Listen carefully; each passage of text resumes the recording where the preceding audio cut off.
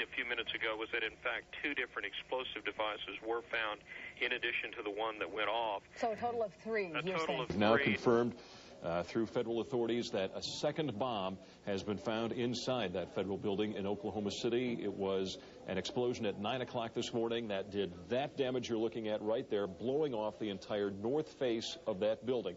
Again, you're looking at the north face there. A second bomb was found on the east side of that building. A bomb squad is on the scene. That second bomb has not exploded. We don't know quite the status yet, if they've managed to defuse it, but it has been confirmed that a second bomb was found on the east side. The report I have is that one device was deactivated. Apparently there's another device, and obviously whatever did the damage to the Murrah building was a tremendous, very sophisticated explosive device. So President Clinton just called Governor Frank Keating, and he says that 3 FBI anti-terrorist teams are en route to Oklahoma City. Right now, they are saying that this is the work of a sophisticated group. This is a very sophisticated device, and it has to have been done by an explosives expert.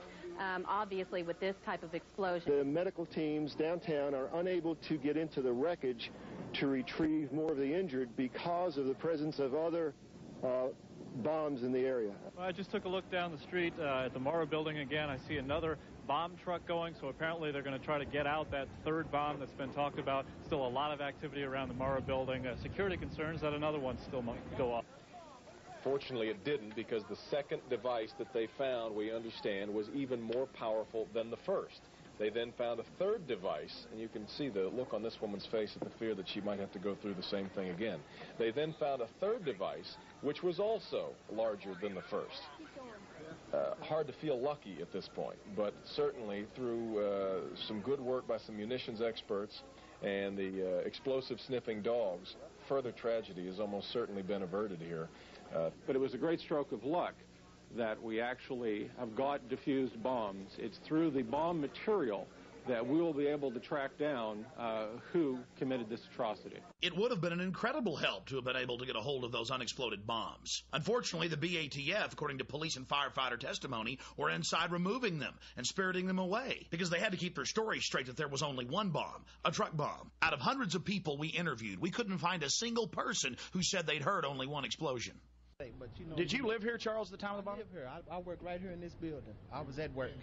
At work. Did you feel it? Yeah, I thought this building was blowing up. How many blasts did you feel? 2. And how far apart were they? Oh, probably about boom, and then it's boom. It's a historical fact, part of the public record, that there were multiple devices inside the Oklahoma City building, and that there were at least 2 explosions. The emergency radio transmission transcripts show clearly that the police and firefighters were on the record witnessing the BATF removing unexploded devices. But you see, we have the actual scientific fact. We have the University of Oklahoma's own seismograph reports, as well as the U.S. Geological Survey reports. 2 different scientific institutions showing multiple explosions. But you see, McVeigh would have had to have had accomplices, and that didn't fit in to the federal story, especially if the reality showed that it had to be somebody who had access to a federal building for long extended periods of time. General Benton K. Parton is the former head of Air Force weapons development and had over 30-plus years running the Air Force weapons development program. He has multiple engineering degrees. General Parton was amazed by press reports claiming the building had been blown in and that a truck bomb could cause that damage, when even basic understanding of explosive signatures shows that the building was blown not from the outside in, but from the inside out. Within days of the blast, General Benton K. Parton was on the scene. But of course he was barred access. But from video as well as photographs of the columns, it was obvious to any trained eye that the columns had been blown off by shape charges. In a detailed report, the former head of Air Force weapons development laid out the physics, the mathematics. It was a physical impossibility for a truck bomb, even made of military-grade explosives, couldn't even begin to approach the damage that was brought against the Oklahoma City Federal Building. Now the seismographs come in. You see, the seismographs first registered one distinct explosion and then a group of explosions so close to each other that they couldn't be separated. You see, the feds had to have a diversionary blast. They had to be able to tell the world that it was that lone nut McVeigh out front. You see, they needed McVeigh's truck bomb outside so they could cover the fact that there was actually explosives inside the structure. And if you look at the actual crater that was there, it was so small it could hardly be measured. But later in media reports, it got bigger and bigger and bigger.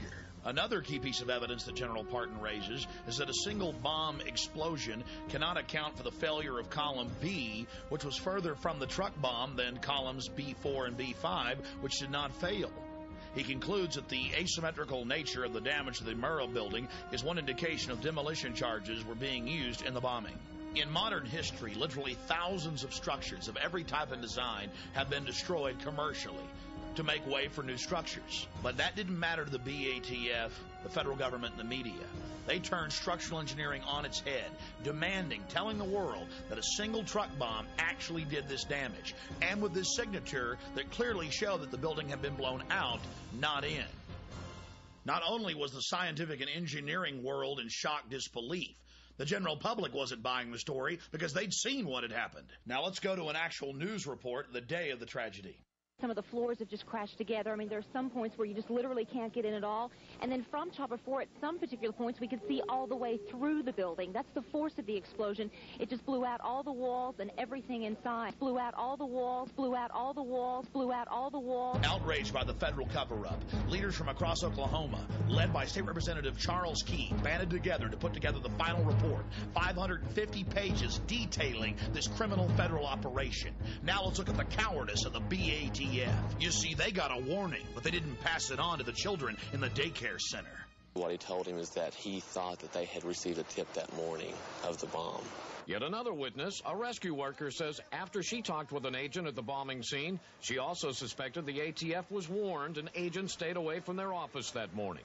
I asked him if his office was in the building, and he said yes, and I asked if there were any ATF agents that were still in the building, and he said no, we weren't here. Witness number one approached an ATF agent nearby. He claims he asked the agent what had happened, and witness number one says this is what the agent told him. He started getting a little bit nervous. He tried reaching somebody on a two-way radio. Couldn't get anybody, and I told him I wanted an answer right then. He said they were in debriefing.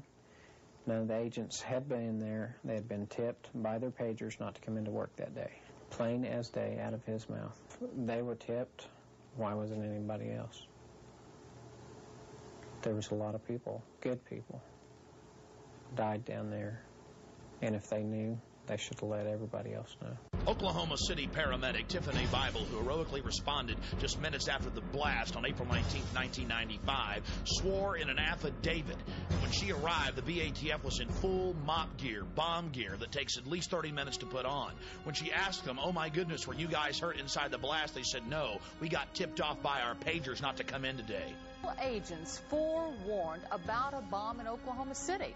Did they know the Murrah building was a target? The ATF says no, absolutely not. But tonight in a story you'll see only on the News Channel, you're about to hear otherwise from people who were at the Murrah building that morning. We're asking simple questions and we can't get any answers, so it makes us that much more curious, you know. Where the hell were they? The News Channel did ask for a private meeting with ATF officials to discuss the credibility of these witness reports. But the ATF refused, saying they had no more to say on the subject. Lee Harvey Oswald acted alone, and so did Timothy McVeigh in Oklahoma City. So we're meant to believe. But hundreds of eyewitnesses reported seeing Middle Eastern men crawling all over this operation. Let's look at John Doe number 2. Because I sat there and I seen McVeigh was with another person. Do you have any doubt in your mind that there was a passenger in the Ryder truck? That's even more. I have no doubt there was definitely a second person, no matter what. There was two people in this vehicle. John Doe number 2, and there was a $2 million price put on his head, and now they're saying there's no John Doe number 2. And our witnesses picked out of photo lineups. The News Channel shared the information and surveillance tapes of this man with the FBI. They've had some of that material long before our reports went on the air. In the building, and I looked out the window, and I seen a deluxe truck, and I seen a man get out of the Ryder's truck. She was just 10 feet away from the man depicted in this sketch when he stepped out of the Ryder truck. He was olive complexion, and he had black curly hair. He was wearing the baseball cap, but his curls were sticking out of his head. It was short in the back, but you could still see the curls in his hair.